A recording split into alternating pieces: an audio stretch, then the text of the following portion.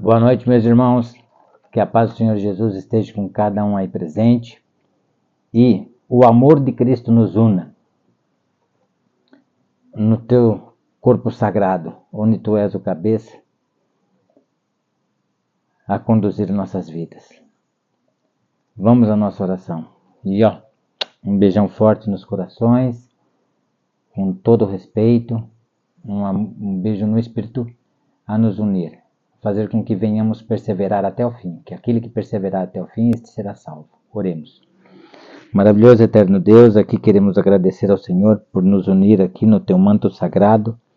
Dai-nos o teu Espírito, abrindo nosso coração, mente e alma às tuas palavras sagradas e eternas, que encha nosso coração de ânimo, de amor, de esperança, e que tudo seja feito para a tua honra e para a tua glória. Abençoe de forma muito especial as famílias aqui representadas, todos nós, a sentirmos o calor do Espírito Santo durante a tua mensagem, falando alto sobre os nossos corações. A tudo te agradecemos, com o perdão dos nossos pecados, no doce e santo nome do Senhor Jesus. Amém. Irmãos, coloquemos em sã consciência o seguinte: do profeta Malaquias, tá ok? Do falecimento do profeta Malaquias até o nascimento de João Batista, nós temos pouco mais de 400 anos de Israel sem um profeta. Isso conhecemos nos estudos, né, dos rabinos, doutores da lei. Embora rabino se traduza como mestre, sabemos que há um só mestre, o mestre amado. E hoje toda Israel sabe, os rabinos também sabem, todos aqueles que gostam de examinar as escrituras sabem que rabino é no sentido de ser um doutor da lei, uma pessoa que buscando pleno conhecimento das Sagradas Escrituras, se aperfeiçoando nelas, porque pleno conhecimento das Sagradas Escrituras só teremos na eternidade, sem o pecado em nós. Irmãos, ou se não um pós-doutorado em teologia, um doutorado em teologia também, tá ok? Vamos ter em sã consciência o seguinte: são pouco mais de 400 anos do falecimento de João Batista, do falecimento de Malaquias até o nascimento de João Batista, que é o primeiro profeta de Israel depois do profeta Malaquias. Pouco mais de 400 anos. Porém, este é conhecido como o silêncio de Deus, porque ficou pouco mais de 400 anos, quase meio milênio, né? Quase meio milênio, sem um profeta.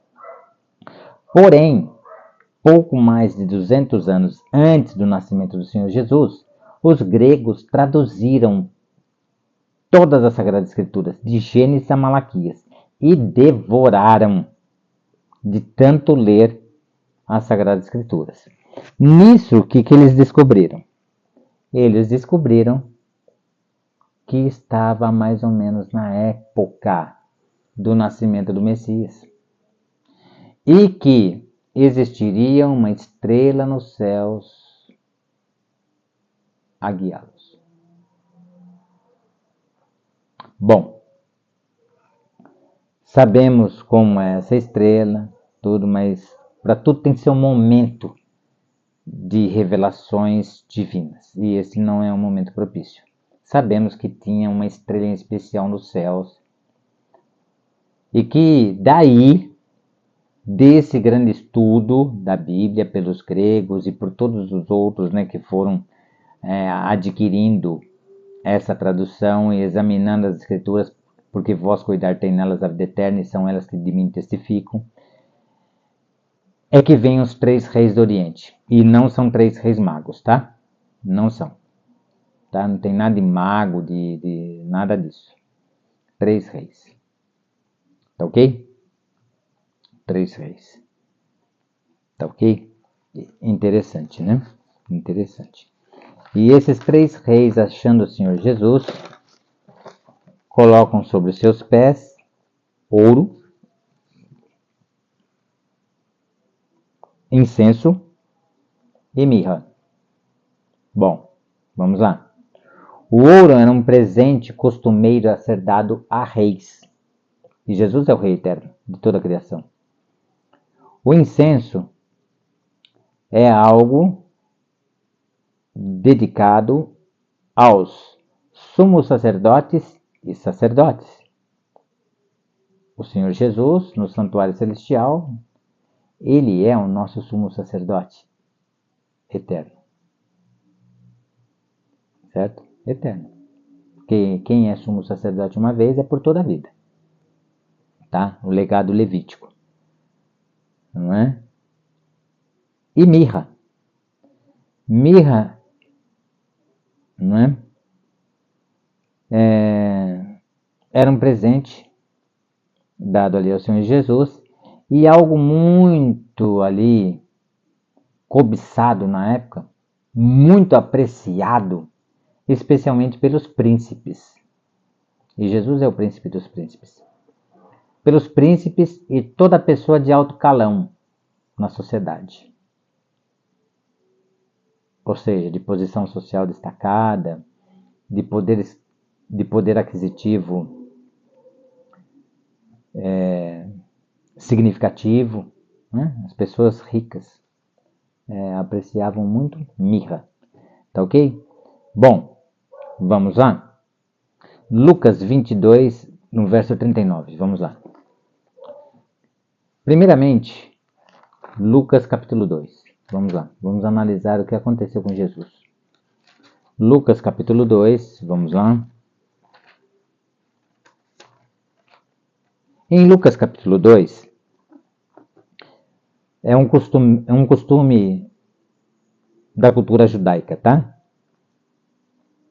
Israelita também. A criança, quando completa os 12 anos, ela estava preparada, espiritualmente fortalecida no conhecimento das Sagradas Escrituras pelos pais, a ir até Jerusalém e participar da festa da Páscoa. Então Jesus ali realiza os seus 12 anos e José, Maria, levam Jesus a Jerusalém a participar de sua primeira Páscoa. E ele está ali, né? E voltam de viagem, ficam 3 dias ali, com um dia de viagem, eles percebem que Jesus não está com eles, voltam, e totaliza ali 3 anos que o menino Jesus ficou lá em frente aos doutores da lei, a liderança religiosa de Israel, no templo, e eles procurando Jesus por tudo quanto é canto lá em Jerusalém. Completados 3 dias, vem um aviso para Jesus dentro do templo que, olha, sua mãe, seus irmãos, suas irmãs estão te procurando. Ele olha todo aquele povo e fala, né? Minha mãe, meus irmãos, minhas irmãs, são todos aqueles que fazem a vontade de meu Pai. Bom, e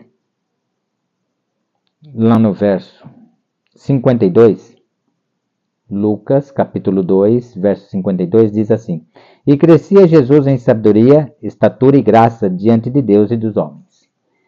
Bom, Jesus, sabe-se que Jesus com 12 anos, e foi esta festa que identificou isso que eu vou falar para vocês agora, com 12 anos Jesus já era o homem mais sábio de toda a terra. Não existia homem na terra capaz de responder às perguntas que Jesus fazia para a liderança religiosa. Daí ele mesmo fazia a pergunta e ele mesmo respondia com conhecimento da Sagrada Escritura. E todos ficavam de queixo caído. Como? É impossível. Não. A gente estuda a Sagrada Escritura uma vida inteira. Né? Pensavam, né? Provavelmente. Provavelmente não é certeza. É uma hipótese provável de ter acontecido ou não. E agora esse menino de 12 anos coloca todo mundo aqui no bolso. Da onde vem tanta sabedoria? 1 João, capítulo 2, do verso 27 ao 29, responde: Do Espírito Santo. E nenhum homem na terra vai precisar te ensinar. Tá certo? Do Espírito Santo. Então Jesus crescia. Ele recebia porções cada vez maiores do Espírito Santo. A cada dia de sua vida, Jesus crescia. Em sabedoria, estatura e graça diante de Deus e dos homens. Até que em João 3,34, olha só. Vai lá em João 3, vamos lá. Com calma, paciência. Paciência é um dom do Espírito. Nada de querer que esse mundo seja um atropelo, que nem, né? Esse estresse todo aí, não. Isso aí não provém do Espírito. Do Espírito Santo. Em João 3, verso 34, diz o seguinte: pois o enviado de Deus fala as palavras dele, ou seja, do Pai. O enviado de Deus, no caso, é o Senhor Jesus, o Filho do Homem. Fala as palavras dele, do Pai, por meio do Espírito Santo. Porque Deus não dá o Espírito por medida. Olha lá, Deus não dá o Espírito, aqui no caso o Espírito Santo, por medida. Jesus aqui já tinha, nessa fase do ministério dele, tá? A força máxima do Espírito Santo. Tá? Jesus ele foi ungido ao nascimento, tá certo? A virgem conceberá. Jesus ele foi ungido posteriormente, depois disso, no santo batismo, com João Batista. Tá certo? Então, olha que tremendo. E agora nós vamos para Lucas, tá bom? Vamos lá para Lucas 22:39. Vamos lá para Lucas 22:39. Diz assim, ó. E saindo, aqui ele já começa a sentir um pesar. Tamanho que ele não tem mais esse Espírito Santo. Essa plenitude, essa unção. Somente Jesus conseguiu a unção máxima do Espírito Santo que um ser humano pode resistir com vida. Vou dar um exemplo para você. O Espírito Santo habita no Pai e no Filho em glória.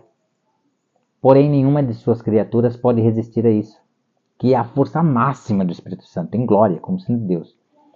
O anjo, ele tem a plenitude do Espírito Santo. Que plenitude é essa? A ausência de pecado. Ele tem um pensamento só em coisas nobres, boas, sublimes. Por isso, né, que Deus fez o homem, né, Adão e Eva, a imagem e semelhança de Deus. Eles tinham os pensamentos puros, santos, sublimes. Mas comendo do fruto, aí lascou tudo, né? Aí passa a ser conhecedor também do mal. Então vamos lá. E saindo foi, como de costume, para o Monte das Oliveiras. Aqui ele já não tinha mais Espírito Santo nenhum. Só restou em Jesus angústia, dor e o fôlego de vida.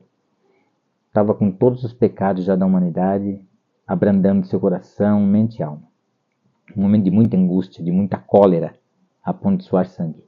E saindo foi, como de costume, para o Monte das Oliveiras, o monte que Jesus mais gostava, viu? E os discípulos o acompanharam. Chegando ao lugar escolhido, Jesus lhes disse: orai, para que não entreis em tentação. Uma ordem de Jesus. Orai, para que não entreis em tentação. Jesus esperava que os discípulos ali dessem uma força a ele, né, um refrigério na alma, orando por ele. Mas não, ele ficou sozinho. Ele não sentia mais a presença do Pai, não sentia a presença do Espírito Santo, tá? E eles são coeternos. Essa separação é o que deve mais ter doído neles. Ele, por sua vez, se afastou cerca de um tiro de pedra e de joelhos orava, dizendo: Pai, se queres, passa de mim este cálice, contudo, não se faça a minha vontade e sim a tua. Embora o sofrimento terrível, ele pediu para que a vontade do Pai prevalecesse. Então lhe apareceu um anjo do céu que o confortava. Esse anjo veio para expulsar toda a hoste maligna lá de Lúcifer e seus anjos malignos que estavam ali atormentando a mente, o coração e a alma de Jesus, lhe causando uma dor maior ainda. Né? Os seus discípulos não oraram nada para você, essa espécie humana não merece essa salvação, enfim, né? Isso meditando na palavra de Deus a gente chega a essas conclusões. E estando em agonia orava mais intensamente, e aconteceu que o seu suor se tornou como gotas de sangue caindo sobre a terra. Já pensou? A mão dele sobre a pedra assim, que ele escorre na pedra e cai no chão? Terrível. Levantando-se da oração, foi ter com os discípulos e os achou dormindo de tristeza. E disse-lhes: Por que estáis dormindo? Levantai-vos e orai, para que não entreis em tentação. Foi uma decepção muito grande, né? Jesus ter ali encontrado todos dormindo, nenhum, vendo sua aflição, orou por ele, depois de tudo que ele fez por todos eles, né? Mas foi o fato, foi o que aconteceu, não é? Isaías 9.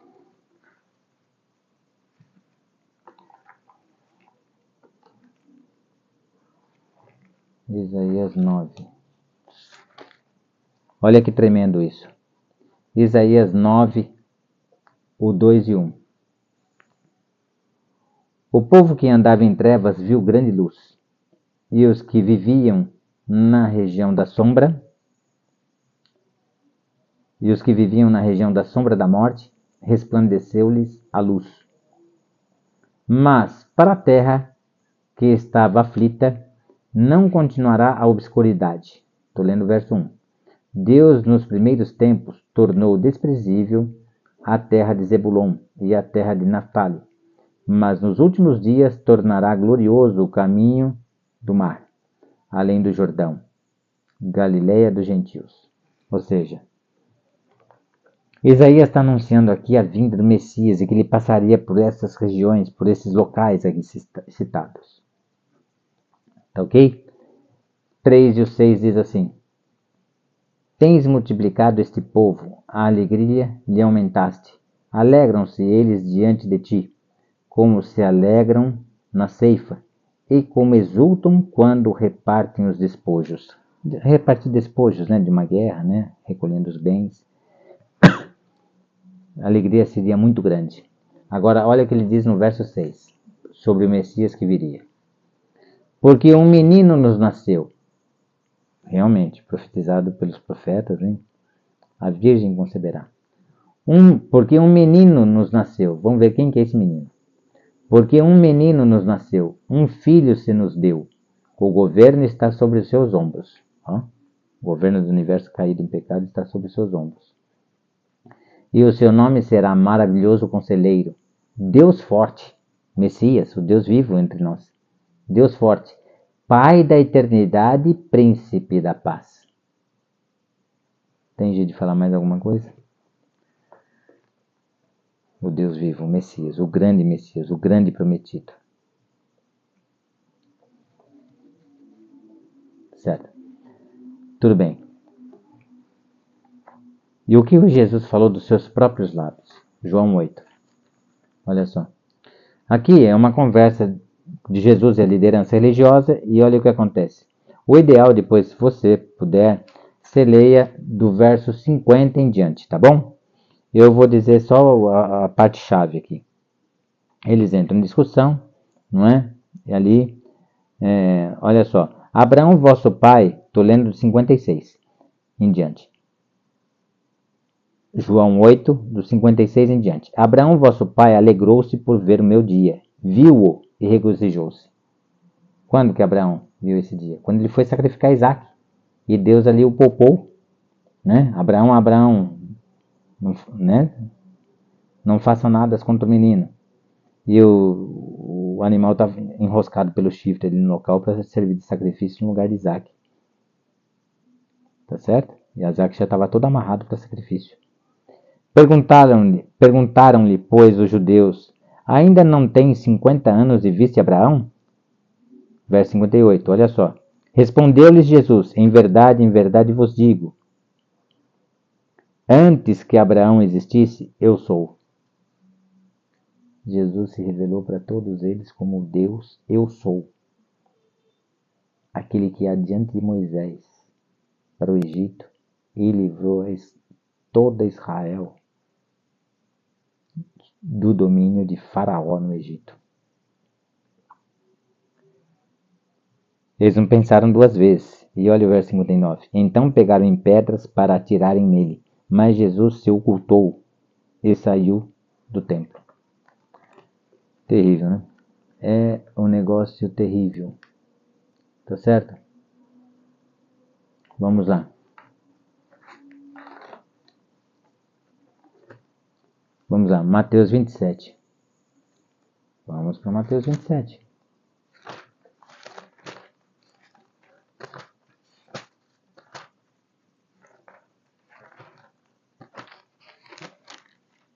Mateus 27, versos 45 e 46. Diz assim, 45 e 46. Desde a hora sexta até a hora nona, houve treva sobre a terra. O judeu conta das 6 horas da manhã em diante, tá? Então 7 é uma e assim por diante. Tá? 7 é uma, 8, 2, 9, 3 e vai embora. Então, da hora sexta até a hora nona, do meio-dia às 3 da tarde. Tá ok? Houve treva sobre a terra. Por volta da hora nona, clamou Jesus em alta voz, dizendo, Eli, Eli, lama sabachthani. O que quer dizer, Deus meu, por que me desamparaste? É aquilo que eu te falei. Na ida do Getsemane, ele não sente mais a presença do Pai, muito menos do Espírito Santo. Porque o Pai que lhe concedeu o Espírito Santo, conforme, de acordo, proporcionalmente, à entrega total sem reservas do Senhor Jesus. Por isso que ele conseguiu a força máxima do Espírito Santo em unção do Espírito Santo. Tá ok? E agora, olha aí, 51, 53. Olha só. 51, 53. Olha o que diz aí. Eis que o véu do santuário se rasgou em 2 partes de alto a baixo. Tremeu a terra, fenderam-se as rochas. Rapaz, você já pensou num negócio desse? E esse véu do santuário, se você colocar 2 bois de 22 arrobas, puxando dos 2 lados, em lados opostos, não acontece nada com esse véu do templo. Tamanha qualidade que era esse véu. E rasgou de alto a baixo. Essa é a porta da graça, que nos dá acesso diretamente do Santo para o Santíssimo, mediante o sacrifício do Senhor Jesus por nós. Então podemos orar a Ele, pedir perdão dos pecados. Não necessitamos mais de intercessão humana nenhuma. Nosso acesso a Jesus é direto. Está lá em 1 Timóteo 2, verso 5. Mas há um só mediador entre Deus e os homens, Jesus Cristo homem. Tá ok? Perdão. Tá ok? Olha só. Eis que o véu do santuário se rasgou em 2 partes de alto a baixo. Tremeu a terra, fenderam-se as rochas. Abriram-se os sepulcros, e muitos corpos de santos que dormiam ressuscitaram. E saindo dos sepulcros, depois da ressurreição de Jesus, ou seja, Jesus ressuscita primeiro, logo depois da ressurreição de Jesus, saem muitas pessoas que dormiam nos sepulcros, levaram vida em Cristo Jesus, ressuscitaram. Para quê? Para avisar toda Jerusalém, porque a Bíblia diz, as Sagradas Escrituras diz que Jesus apareceria só aquele que crê nele conforme as Escrituras. Ou seja, que acreditava nele como o Messias, o Deus vivo. A estes ele apareceu ressuscitado. E os 10 mais, como é que faz? Essas primícias, que ressuscitaram logo depois de Jesus, entraram em todas as casas em Jerusalém, não é? Em sua maioria, anunciando que o Jesus que havia sido morto na cruz do Calvário, este era o Messias. E que a religião, e que os líderes religiosos e a liderança política da época não era confiável. Estavam de comum acordo, dizendo uma mentira que o corpo havia sido roubado. Não, Jesus realmente ressuscitou, preparando toda Jerusalém para o Pentecostes, para a descida do Espírito Santo. Olha só. E saindo dos sepulcros, depois da ressurreição de Jesus, entraram na cidade santa e apareceram a muitos. Tá vendo? Apareceram a muitos, não estão nas casas. Tá certo? O verso 54. O centurião e os que com ele guardavam a Jesus, vendo o terremoto e tudo o que se passava, ficaram possuídos de grande temor e disseram, verdadeiramente este era o Filho de Deus.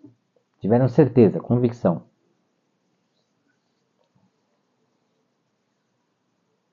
Algo calado no coração, mente e alma deles, por meio do Espírito Santo. Cravou essa conclusão em seus corações. Verdadeiramente este era Filho de Deus. Vamos lá, Lucas 23.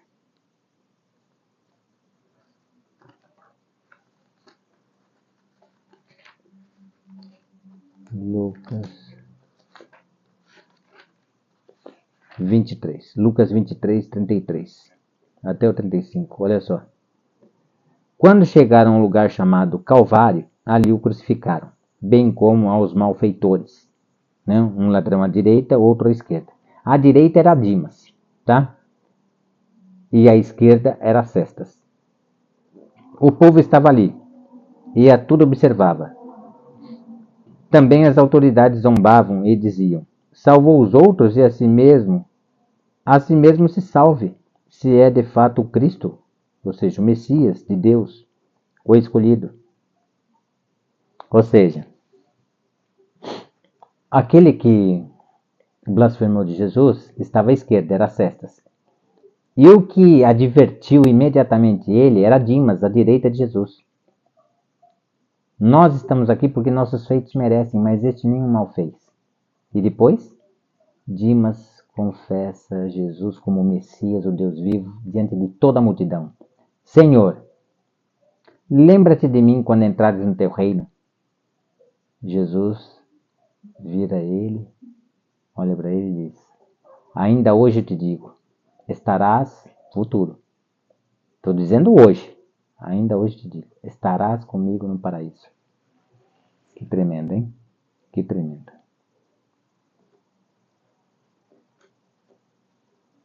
38:43. 38:43. Vamos lá. Também sobre ele estava uma epígrafe em letras gregas, romanas e hebraicas. Este é o rei dos judeus.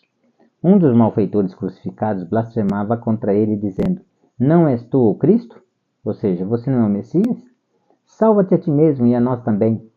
Respondendo-lhe, porém, o outro repreendeu-o, dizendo: nem ao menos temes a Deus, estando sob igual sentença?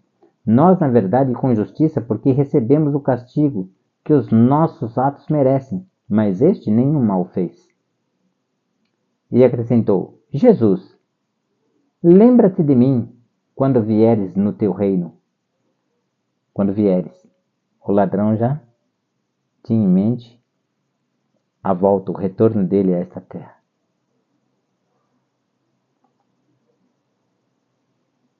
O que é dito no livro de Isaías. E esse Dimas, ele teve realmente berço na palavra de Deus, na sua juventude que se desviou por más companhias. E acrescentou: Jesus, lembra-te de mim quando vieres no teu reino. Jesus lhe respondeu: em verdade te digo hoje. Te digo que hoje. Te digo hoje. Em verdade te digo hoje que estarás comigo no paraíso. Essa seria a tradução correta, tá? Tem um errinho aí de tradução. Inclusive, esse erro foi mostrado ao Papa pelo pastor e arqueólogo Rodrigo Silva. Tá ok? E o Papa deu um certificado por Rodrigo Silva, reconhecendo esse erro da tradução do original para a nossa tradução, tá? Um errinho, não compromete a salvação de ninguém, porque a gente tem que amar a palavra, buscar viver a palavra e levar adiante a palavra de Deus, um serviço para Deus, seja de canto, entrega de folheto, enfim, trabalhar para Deus em alguma coisa. Né? Tá certo? Que tremendo. Lucas 23:43. Olha só. Acabamos de ler. Jesus lhe respondeu: em verdade te digo hoje que estarás comigo no paraíso. Que conforto para esse ladrão. Né? Então Dimas morreu para o pecado. Não quis mais saber de pecado em sua vida. Se converteu na cruz. Porém, Cestas, não estou falando que isso aconteceu, mas é o que tudo indica. Cestas morreu em pecado.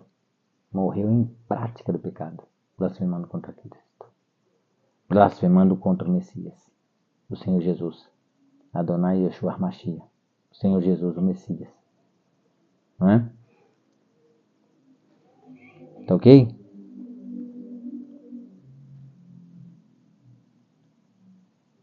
Tremendo, né? Tremendo. Vamos para João 19.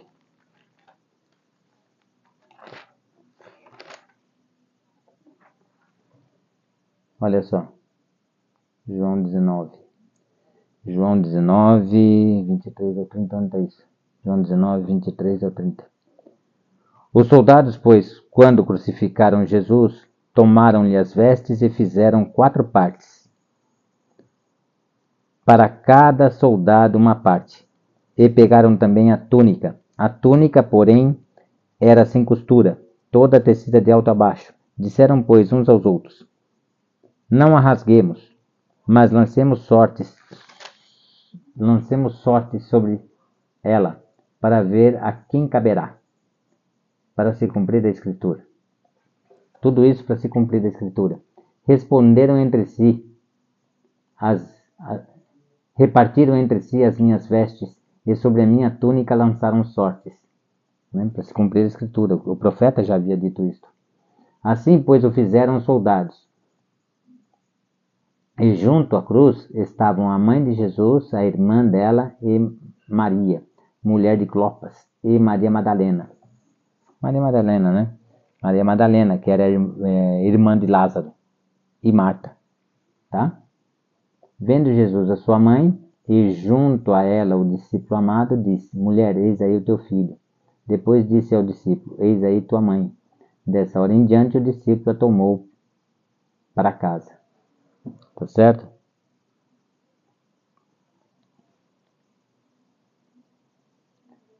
Olha só, no verso 30.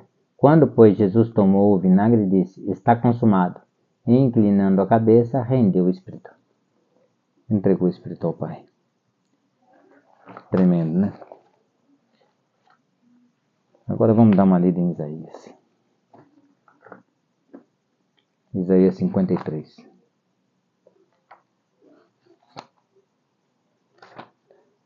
Isaías 53.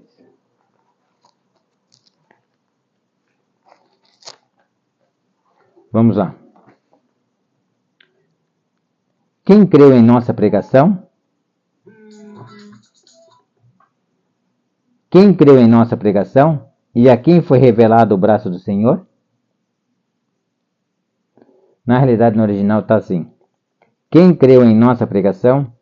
E a quem foi revelado o braço de Yahvé? O tetragrama. YHWH. Não tem pronúncia, não tem tradução. Tá?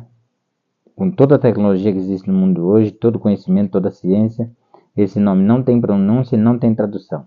No hebraico, presume-se que seja Yah, mas não tem comprovação dessa pronúncia. Aqui falamos no português Yahvé, mas não existe constatação. É uma convenção, que nem você chama cadeira, mesa, mesa. Por convenção, cadeira é cadeira, mesa é mesa. Poderia ser um inverso? Poderia, se o nome tivesse sido dado o inverso. Então, por convenção, existem essas tradições, mas não há como provar essa pronúncia, tá bom? E a escrita.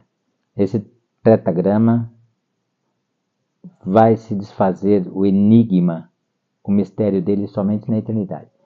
É papo furado no YouTube, em qualquer outro lugar, que descobriram isso, não sei o que, com relação ao tetragrama. Descobriram a pronúncia, a escrita, é papo furado. Não tem jeito, tá?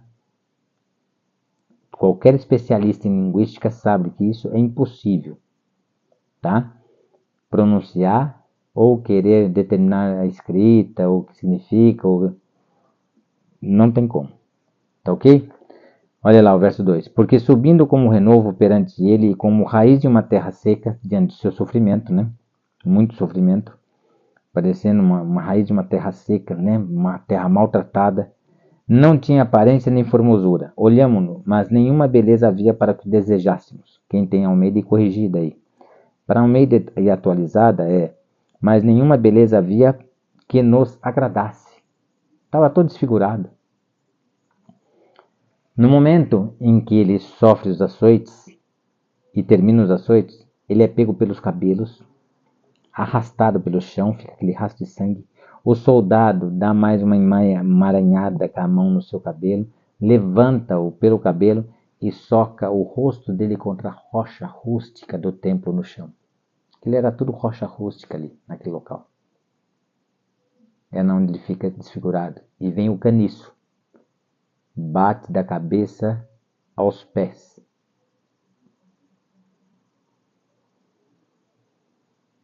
É espancado, da cabeça aos pés. Imagine os olhos inchados, muito sangue. Quando dá essa paulada com o caniço, que é a madeira mais dura daquela região, na boca do estômago, geralmente sai um pouco de sangue pela boca. O estado do Senhor Jesus, o Rei da Glória, que só fez o bem, só curou, pregou, só maravilhas. Era desprezado e o mais rejeitado entre os homens, homem de dores, e que sabe o que é padecer. E como de quem os homens escondem um rosto, era desprezado e dele não fizemos caso. Certamente ele tomou sobre si as nossas enfermidades e as nossas dores levou sobre si. Lógico, pegou todos os nossos pecados, a segunda morte, a morte da condenação eterna. Teve a morte física, a morte da condenação eterna, que é a segunda morte. Só não teve a morte espiritual, que é o pecado. Por isso ele ressuscitou. E nós o reputávamos por aflito, ferido de Deus e oprimido. Mas ele foi transpassado pelas nossas transgressões e moído pelas nossas iniquidades. Quando que ele foi moído? Quando ele foi espancado com um caniço da cabeça aos pés.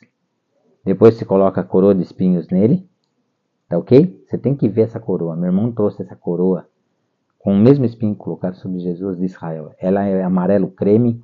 O espinho começa a ficar cinza, cinza, cinza, cada vez mais escuro, até ficar muito perto do preto na sua ponta. E é muito mais fino do que você possa imaginar, muito mais fino que uma agulha. Terrível. Eu fiquei horrorizado de ver o tipo de espinho, tá? Mas ele foi transpassado pelas nossas transgressões. Transpassado. As mãos, os pés e o lado furado. Irmãos, cravos de 12 a 18 centímetros. Formato de um quadrado. Cada lado tendo 1 centímetro no mínimo de comprimento. Um negócio desse tamanho, uma grossura imensa. Dilacera tudo, as mãos, os pés. Não perfura de um lado para o outro, não. Fica dilacerado a mão, os pés.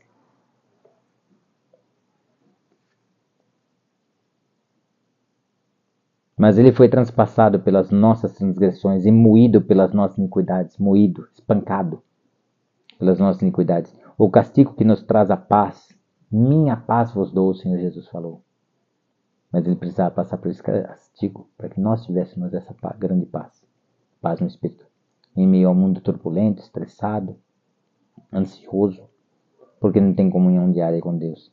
O castigo que nos traz a paz estava sobre ele, e pelas suas pisaduras fomos sarados, perdoados dos pecados. E temos a possibilidade da santificação em Cristo Jesus. A paz estava sobre ele. O castigo que nos traz a paz estava sobre ele. A paz de Filipenses 4:7. A paz que excede todo entendimento tem guardado o vosso coração e a vossa mente em Cristo Jesus. Todos nós andamos desgarrados como ovelhas, cada um se desviava pelo caminho, mas o Senhor fez cair sobre ele a iniquidade de nós todos. Ele foi oprimido e humilhado, mas não abriu a boca. Como cordeiro foi levado ao matadouro, e como ovelha muda perante os seus tosqueadores, ele não abriu a boca. Não falou um ai, um nada. Quando Simão Sirineu coloca aquela cruz no chão, reverentemente no chão ele veio, tá aqui com a cruz, aí ele pega um lado da cruz, começa a apoiar assim até chegar lá na ponta da cruz e coloca devagar no chão. Ele acabou de fazer isso sem que nenhum soldado mandasse. Jesus já se coloca sobre ela, abre os braços, abre seus braços, põe o seu pé no local correto, para que os cravos possam perfurá-lo. Que amor é esse, gente? Quando ele está na cruz e tem aquele buraco no chão, põe a ponta da cruz ali, naquilo lá, o soldado bate naquela ponta, dos dois lados da cruz tem cordas amarradas. Eles puxam com toda a força para que o impacto ali no chão seja o mais forte possível. Aí o que acontece? Mesmo com os braços amarrados fortemente com corda, rasga as mãos ali. Porque o corpo impulsiona para frente. Rasga. É um momento de maior intensidade de dor que Jesus sofreu ali. E o que ele fala de cabeça baixa? Com o impulso que deu ali, com o impacto no chão? Pai, perdoa-lhes, porque eles não sabem o que fazem. A Bíblia fala que não leva em tempo o tempo da ignorância. Por isso Jesus pede o perdão. Pai, perdoa-lhes, porque eles não sabem o que fazem. Eles estão em ignorância. Então não existe pecado sobre eles. Pede perdão deles. Que amor tremendo. Por isso que em Provérbios fala que aquele que verdadeiramente ama, esse cumpriu toda a lei. Terrível. Agora, para a gente poder entender, eu vou ler uma história para vocês. Eu quero que vocês prestem muita atenção e vejam. Essa é a melhor história do mundo, tá? Foi de uma lição da Escola Sabatina. Presta muita atenção na história e eu quero que você diga para você mesmo, no seu íntimo, se é reflexo do seu caráter. Vamos lá. Talvez você já tenha ouvido a história de dois jovens, Diamond e Peaches, que eram amigos muito íntimos desde a infância. Eles jogavam juntos, trabalhavam juntos e se amavam como irmãos. Um dia, Peaches fez algo que desagradou o rei. O cruel soberano ordenou que ele fosse morto. Vamos dar um exemplo, vai. Estava empinando uma pipa, se voltando para trás, sem querer, ele bate em um beiral de vaso, esse vaso cai no chão e quebra. E é o vaso na rua, lá na passagem, mas um vaso que dá acesso ao início do palácio do rei. E ele é condenado à morte. Enquanto estava na prisão aguardando sua execução, ele mandou um recado ao rei perguntando se poderia ir até sua casa para despedir de seus pais. Por que deveria deixá-lo ir? Perguntou o rei. Se permitir que vá, você não voltará. Por que ele pediu isso para se despedir dos pais? Porque ele foi criado nesse reino e de muito cedo, com muito pouca idade, ele se separou dos pais e passou a morar nesse reino. E ficava ali com o seu colega, que considerava ali como irmãos. Se permitir que vá, você não voltará. Peaches tentou pensar em algo que pudesse fazer ou falar que provasse ao rei que ele realmente pretendia voltar, depois de despedir-se dos pais. Ele conversou com Diamond, e finalmente Diamond sugeriu um plano. Eu ficarei na prisão em seu lugar até que você volte. Esse plano foi apresentado ao rei, que questionou Diamond. Eu não acredito que Peaches voltará. Oh, sim, ele voltará, majestade, disse Diamond. Eles conheciam a palavra, leal e fiel um do outro. Mas o rei, muito desonesto, muito perverso, né? Ele é honesto e sincero. Se não voltar, eu morrerei no seu lugar. Era difícil para um rei cruel e egoísta acreditar que um homem seria capaz de oferecer a vida por outro. Mas ele permitiu que Peaches fosse para casa para se despedir de seus pais. Mandou Diamond para a prisão. Quando os jovens se despediram, Peaches disse: Não se preocupe, Diamond. Eu voltarei em pouco tempo. Não vou desapontá-lo. O tempo passou e finalmente chegou o dia em que Peaches deveria morrer. Mas ele não havia voltado. Chegou a hora e o rei e seus soldados foram até a prisão para levar Diamond ao local da execução. Peaches chegou correndo, exatamente a tempo de salvar Diamond da morte. O navio no qual ele viajara naufragara e por isso estava atrasado. Ele conseguira nadar até a praia e depois correra o mais rápido que pôde para salvar seu amigo, que fora tão leal a ponto de ficar na prisão em seu lugar. Ele estava sem ar e temia que fosse tarde demais para salvar Diamond. O rei não podia acreditar no que estava vendo. Aqui está o tolo Pítias, disse ele. Eu permiti que ele fosse se despedir dos pais antes de morrer. Ele prometeu que voltaria, mas eu não acreditei nele. Mas ele realmente voltou. O rei chamou o jovem Pítias. Por que você voltou para morrer quando poderia ter ficado vivo e tornar-se um homem livre? Não lhe prometi que iria voltar? Disse o jovem. Vim o mais rápido que pude, pois temia que o meu pobre Daimon, um grande amigo e irmão, perdesse a vida em meu lugar. O coração do rei foi tocado com tal honestidade e devoção de uma pessoa por outra, ele exclamou: Pítias, Pítias. Ele exclamou: Pítias. Pítias viverá e Daimon será libertado. Amigos tão verdadeiros valem mais do que o meu reino inteiro. O rei chegou a essa conclusão. Amigos tão verdadeiros valem mais do que o meu reino inteiro. Do que toda a riqueza, do que todo mundo fechado em ouro, tudo.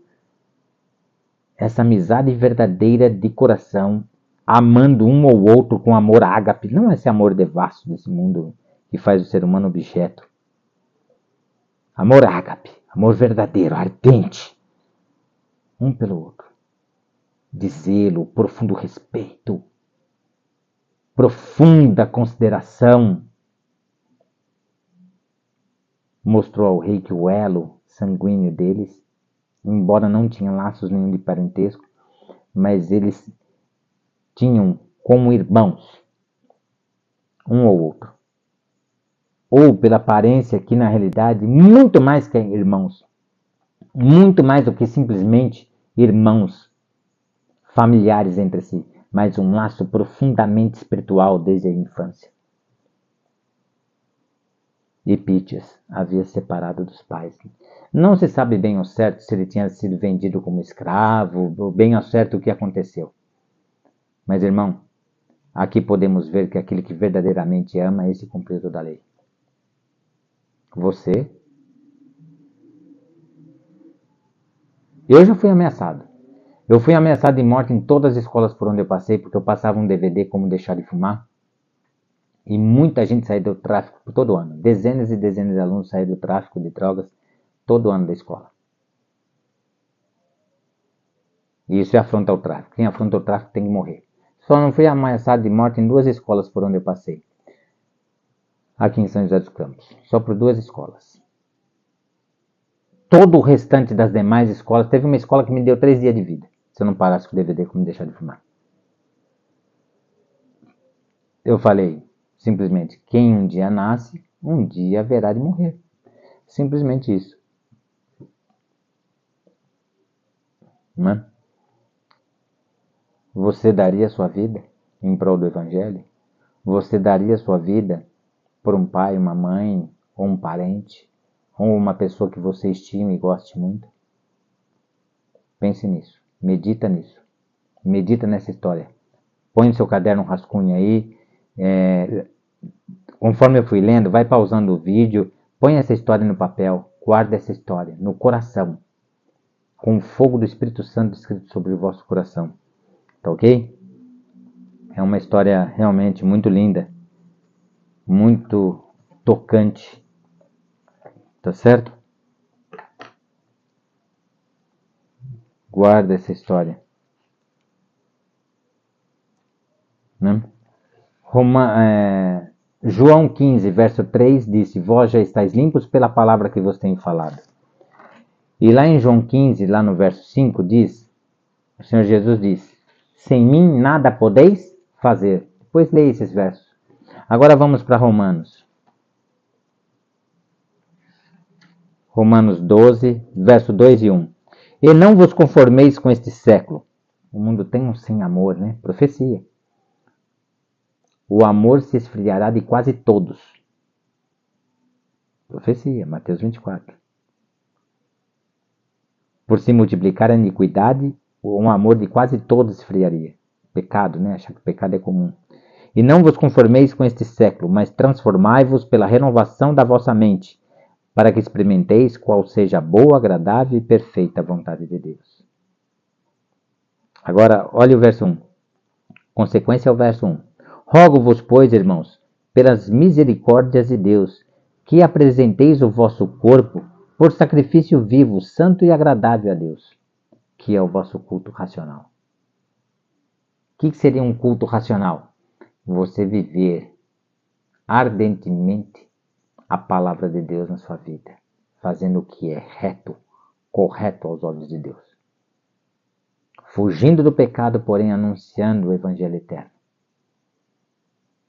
Para que eles possam largar do pecado e ter o refrigério da alma, viver em paz, sentir a paz, sentir harmonia, felicidade e alegria eterna ardendo dentro de si. Ao ler a Bíblia, ao ler as Sagradas Escrituras, a poder partilhar do pão da vida, o manancial da vida, que é a palavra de Deus. Tá certo?